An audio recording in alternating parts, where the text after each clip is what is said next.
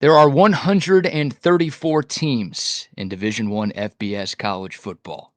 The transfer portal class that Texas just brought in ranks 90th in the country, according to 24/7 Sports. The highest ranked player that the Longhorns signed from the portal was ranked 130th in the country, according to On3. Is that a problem? We'll discuss on today's edition of the BK Show. What's up, guys and gals? Welcome in to another edition of the BK Show. This is your one-stop shop for Texas Longhorns content on YouTube. I'm your host, BK Brad Kellner. Please like the video. Please subscribe to the channel if you haven't done so already. Y'all saw the title. You heard the intro. We're talking transfer portal today. After bringing in a top 5 transfer class last year that featured the likes of Isaiah Bond, Matthew Golden, Trey Moore, Andrew Makuba, and more, the Texas Longhorns currently find themselves with the 90th ranked class, which is dead last in the SEC. 16 teams in the SEC. Nobody has a worse transfer portal class than Texas as we record on January 28th, 2025. Texas added 12 players from the portal last offseason.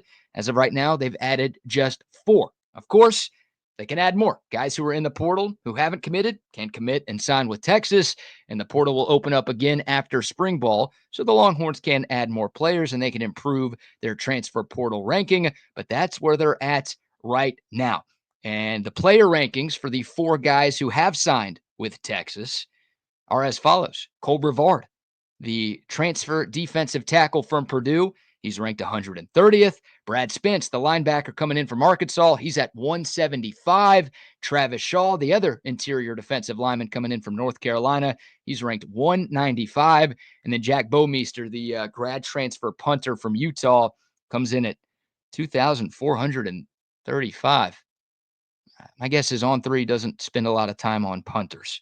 He probably just threw all of the punters at the bottom of the list here. But that's the number that was next to Jack Bomeister's name on the On3 portal rankings. Last year, all of those guys that we talked about, Isaiah Bond, Trey Moore, Andrew Makuba, Matthew Golden, hell, even Amari Nyblack, who obviously has left the Texas program, all of those dudes were ranked in the top 52 overall. And again, this year, Texas does not have a portal acquisition ranked inside the top 129.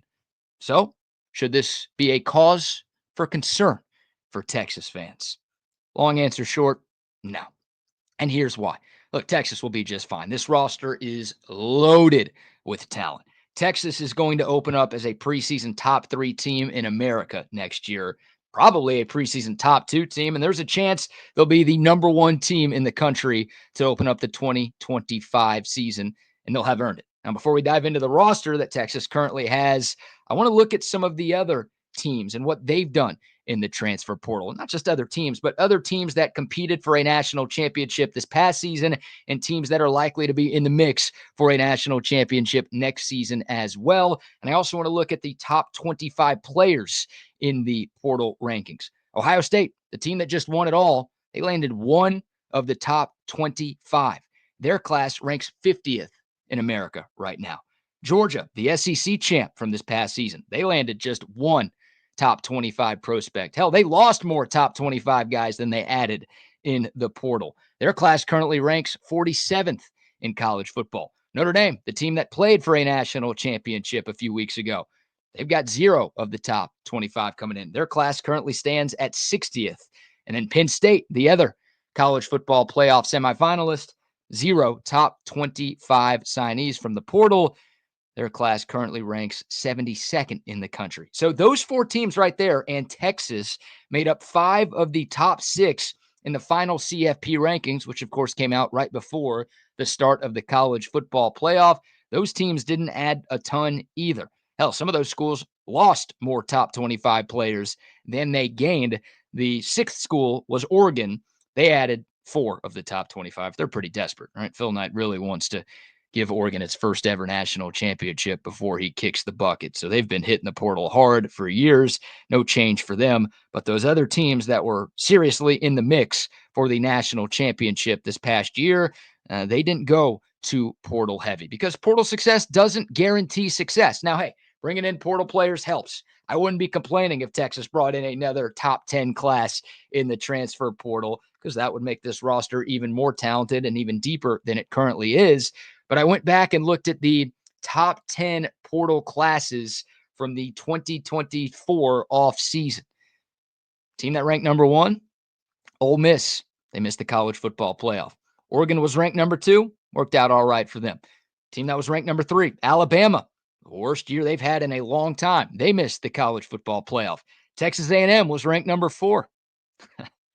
Texas was number five. Things obviously worked out well here.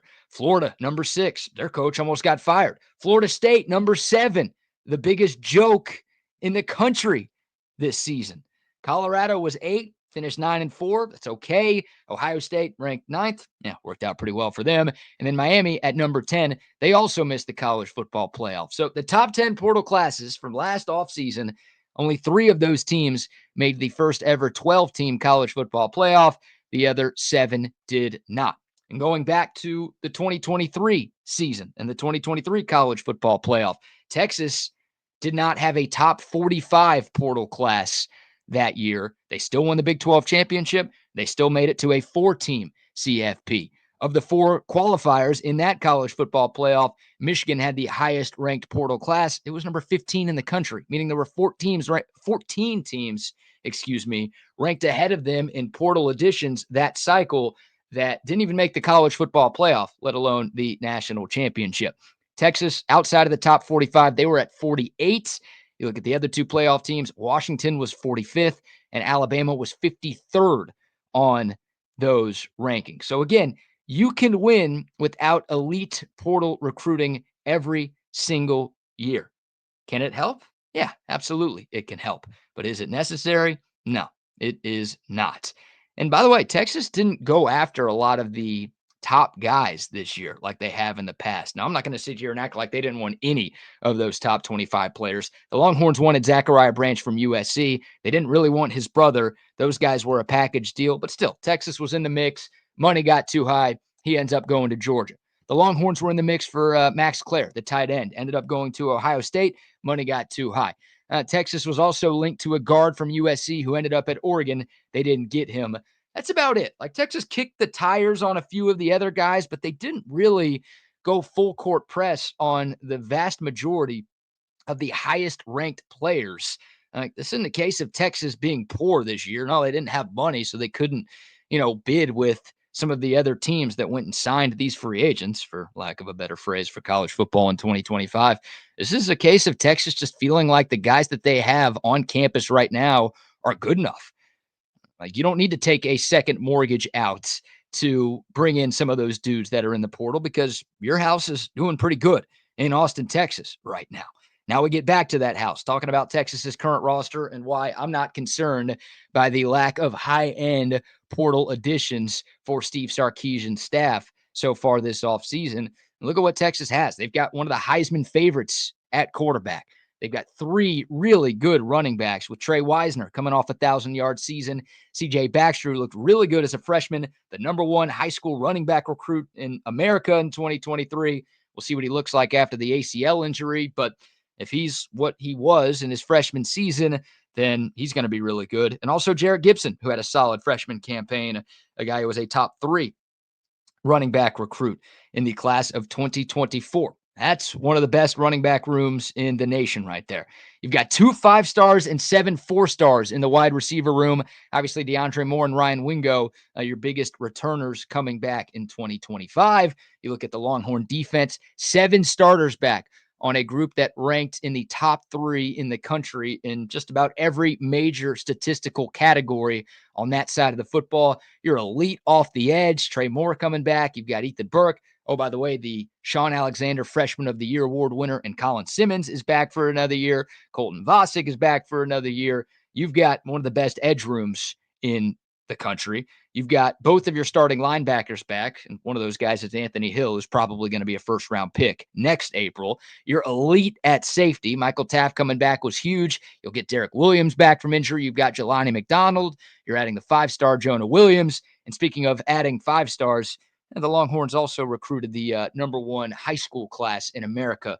Let's not forget that. And oh, by the way, 22 of the 25 signees for Texas in that class of 2025 are already on campus working out with Torrey Becton when a workout started yesterday on the 40 acres. So they're here for the winter, getting their bodies right. They'll be here for the spring, learning the playbook.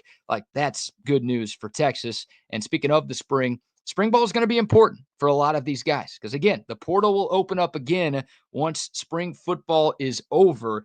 And Steve Sarkisian and Kyle Flood and Pete Kwiatkowski and the rest of this coaching staff, they're going to be monitoring closely at some of these positions to make sure that the guys that they have here right now are good enough to help Texas compete for a national championship when we get to the fall.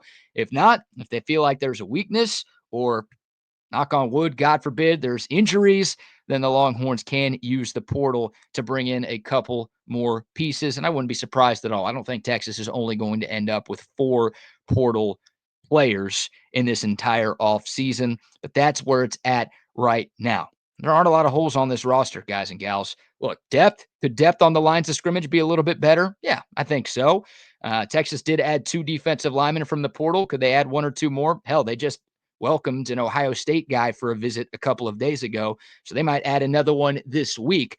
They could do more there. Tight end's a little bit of a question mark for me right now because obviously you lose Gunnar Helm and Juan Davis to the league, and Amari Niblack ends up transferring to Texas A&M, so a double whammy there. You've got some talent there in terms of recruiting, but not a lot of college production. So there are spots that I think Texas might still look at in the portal, and that's where spring ball is going to be really, really important for the guys who are already here to show that, hey, we're good. We got this. There's not going to be a major drop off just because the guy who started last year is gone. You don't need to go to the portal and bring in somebody else from somewhere else. We're going to hold this thing down. I think this coaching staff has earned the benefit of the doubt. They've earned my trust. I trust them to evaluate the holes on this roster to figure out what Texas needs. And more importantly, I trust them to develop. That was a serious, serious problem for the last 2 Texas football coaches, and it became an issue at the end of the Mac Brown era as well. Yeah, Sark and company have shown a consistent ability to develop talent, not just the 4 and 5-star players either. They've done great with just about everybody who's ended up coming to the 40 acres. So Texas will be fine. Texas will be fine. Again, would I have complained about them bringing in another top 10 portal class? No, absolutely not. I don't think any of us would, but they have more than enough talent and depth on this roster right now to compete for a national championship next season. It's not just me drinking burnt orange Kool-Aid. I'm telling you, the voters, when we get to August, when the preseason top 25 comes out, they'll be drinking some of the burnt orange Kool-Aid as well. The coaching staff has earned the benefit of the doubt, again, from an evaluation standpoint and from a development standpoint, to where you should put your faith in them that they are going to find a way to make Texas very competitive again in the SEC in year 2, and also have Texas competing on the national stage and hopefully making it to the college football playoff for the 3rd consecutive season. So no need to panic. Yeah, you've got to scroll a long way to find where Texas ranks in the transfer portal class rankings, but the Longhorns, again, one of the most talented rosters in America, one of the best coaching staffs in America. They are going to be just fine. That's my opinion. Obviously, I want to hear from y'all. Comment below with your thoughts. Does Texas need more from the portal, or do you believe that the current roster is good enough to win a national championship in 2025? What positions of need do you think still exist for this Texas football team? Always want to hear from y'all because y'all are the most important part of this channel. If you've made it this far, please like the video. Please subscribe if you haven't done so already so we can continue growing this thing. We'll have more content every day talking Texas Longhorns right here on the BK Show. Remember, when you watch the BK Show, you rule. I'll see y'all tomorrow. Hook 'em.